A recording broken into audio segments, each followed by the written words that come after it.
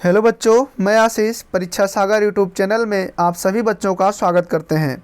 बच्चों, अगर आप मेरे चैनल में पहली बार जुड़े हैं तो लाइक, सब्सक्राइब एवं बेल आइकन को ज़रूर प्रेस कर लें, क्योंकि इससे अगला नोटिफिकेशन आपको मिलता रहेगा। तो चलिए, आज आपका पहला प्रश्न है, झूठा सच किस विधा की रचना है? ऑप्शन आ निबंध, ऑप्शन बा कहानी, ऑप्शन सा उपन्यास और ऑप्शन दा नाटक। सही उत्तर होगा ऑप्शन सा उपन्यास। तो चलिए बच्चों, अगला प्रश्न होगा प्रश्न नंबर 2। प्रश्न नंबर 2, अनंत आकाश के रचनाकार हैं। आपको बताना है अनंत आकाश के रचनाकार कौन हैं। ऑप्शन आ डॉक्टर धर्मवीर भारती, ऑप्शन बा जयप्रकाश भारती, ऑप्शन सा जयशंकर प्रसाद और ऑप्शन दा यशपाल। तो सही उत्तर होगा ऑप्शन बा जयप्रकाश भारती। क्या होगा? ऑप्शन बा जयप्रकाश भारती। निम्नलिखित कथनों में से कौन सा कथन सही है? प्रश्न नंबर 3, निम्नलिखित कथनों में से कौन सा कथन सही है? चलिए बच्चों बताइए। ऑप्शन आ गुनाहों का देवता के रचनाकार मुंशी प्रेमचंद हैं। भारतेंदु हरिश्चंद्र आलोचना साहित्य के जनक माने जाते हैं। ऑप्शन सा गेहूं और गुलाब निबंध के लेखक राम वृक्ष बेनीपुरी हैं। ऑप्शन दा ईर्ष्या तू ना गई मेरे मन से निबंध के लेखक जयप्रकाश भारती हैं। तो इसमें आपका सही उत्तर होगा गेहूं और गुलाब निबंध के लेखक राम वृक्ष बेनीपुरी हैं। ऑप्शन सा सही उत्तर होगा। चलिए अगला प्रश्न है, पंचांग दर्शन के रचनाकार कौन हैं?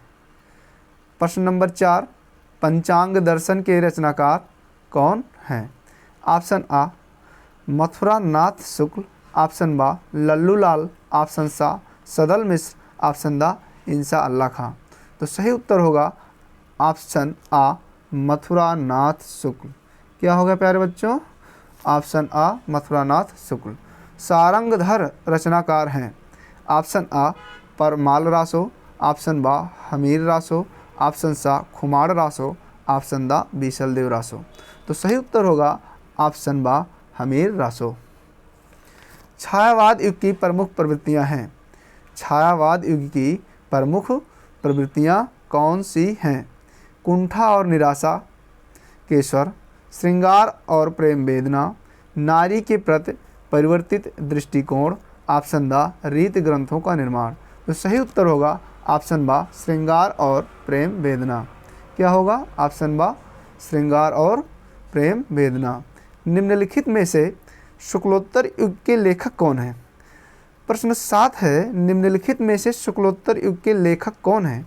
ऑप्शन आ वासुदेव शरण अग्रवाल, ऑप्शन बा प्रताप नारायण मिश्र, ऑप्शन सा किशोरी लाल गोस्वामी, ऑप्शन दा श्याम सुंदर दास।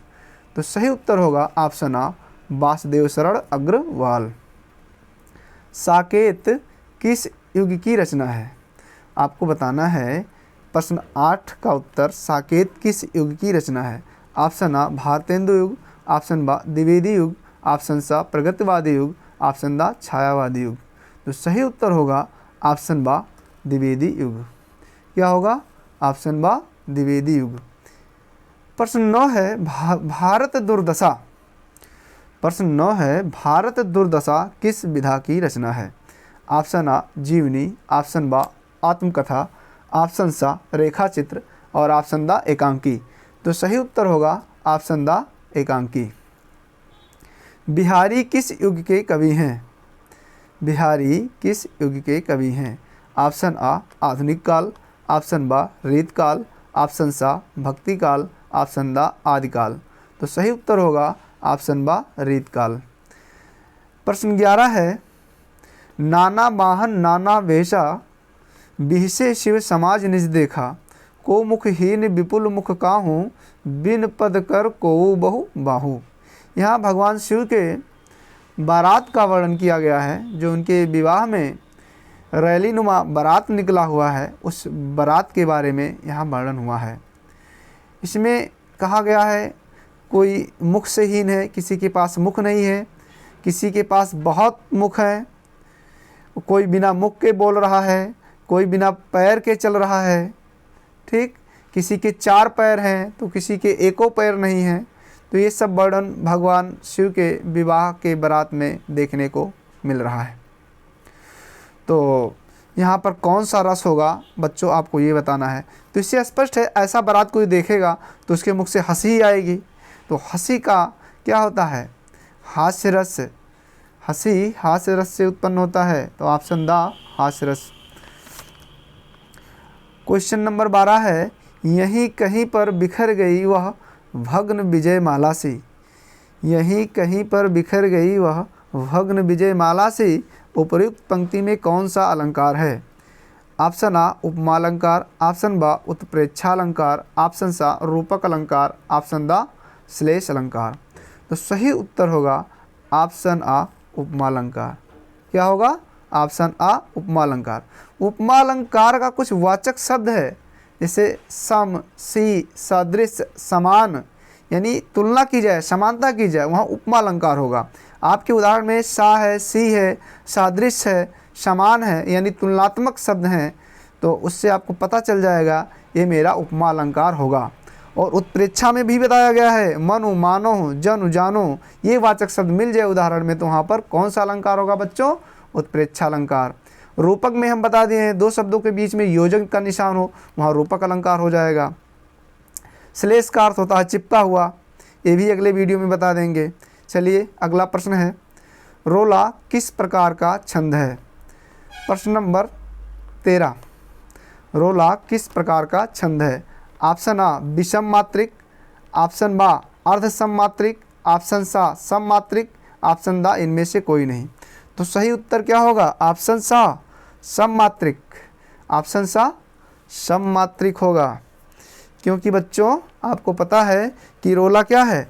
सममात्रिक छंद है। चौपाई है, गीत का है, रोला है और हर गीत का है। चौपाई, गीत का, हर गीत का, रोला, ये सब क्या है? ये सभी सममात्रिक छंद के उदाहरण माने जाते हैं, यानी सममात्रिक छंद हैं, उदाहरण नहीं।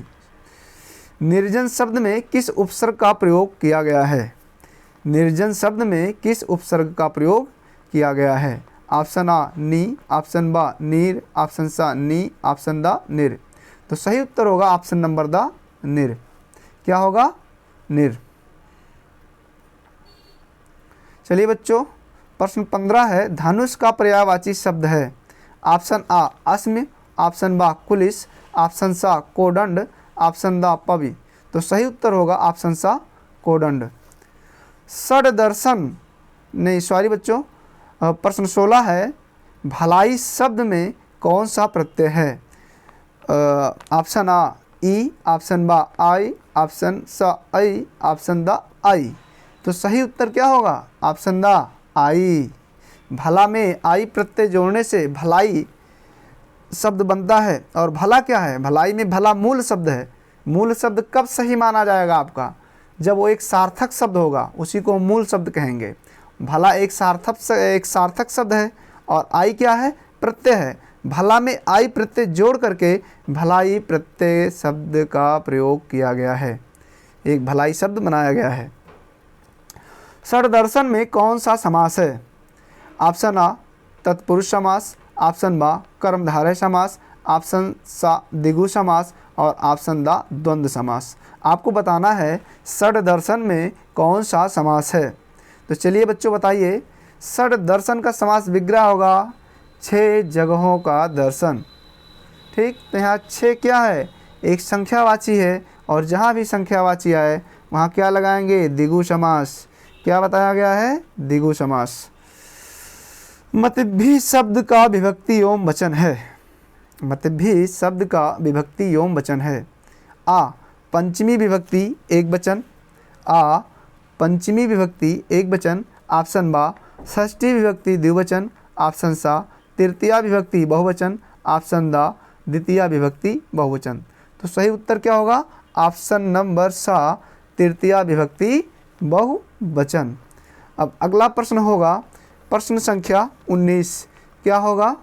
प्रश्न संख्या 19, हर्यत्र शब्द का संधि विच्छेद है। तो आपको बताना है ऑप्शन आ आपकी स्क्रीन पर है हरिधन अत्र, ऑप्शन बा हरिधन त्र, ऑप्शन सा हरिधन अत्र, ऑप्शन द हरिधन आत्र। तो आप तोड़ लीजिए इसको। तो ऑप्शन नंबर सा सही उत्तर होगा हरिधन अत्र। यहाँ हरिधन अत्र है, ये बन ही नहीं रहा है, इसका कोई मतलब ही नहीं है, कोई अर्थ नहीं निकल रहा है। हर का एक सार्थक शब्द है हर, और अत्र भी एक सार्थक शब्द है, दोनों तोड़ने के बाद सार्थक शब्द हैं। तो समझिए मेरा संधि विच्छेद सही है। तो मेरा संधि विच्छेद क्या है? हरिधन अत्र। ये सबसे अच्छा संधि किया गया है। पठिष्यथ धातु का पुरुष एवं वचन है। पठिष्यथ धातु का पुरुष एवं वचन है। इसको किसी दिन बहुत बढ़िया से बता देंगे।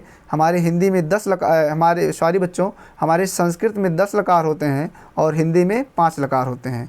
हिंदी में कितने लकार होते हैं बच्चों? 5 लकार होते हैं। लट लकार, लोट लकार, लंग लकार, विधिलिंग लकार और लिट लकार। तो आपका ये क्या सही है? ये लिट लकार का है मध्यम पुरुष द्विवचन। ऑप्शन सा सही होगा। पठिष्यथ लिट लकार का है मध्यम पुरुष बहुवचन। पठिष्यथ धातु का पुरुष एवं वचन पूछ रहा है, तो क्या है? मध्यम पुरुष है और बहुवचन है। ये किस लकार का, ऐसा भी पूछ ले तो ये लिट लकार का हो सकता है, आपसे ये भी पूछ ले ये किस लकार का है, तो ये लिट लकार का है। बस बच्चों आज इतना ही। कल फिर मिलते हैं नए प्रश्नों के साथ। नमस्कार। पढ़ते रहिए, मुस्कुराइए और मस्त होकर के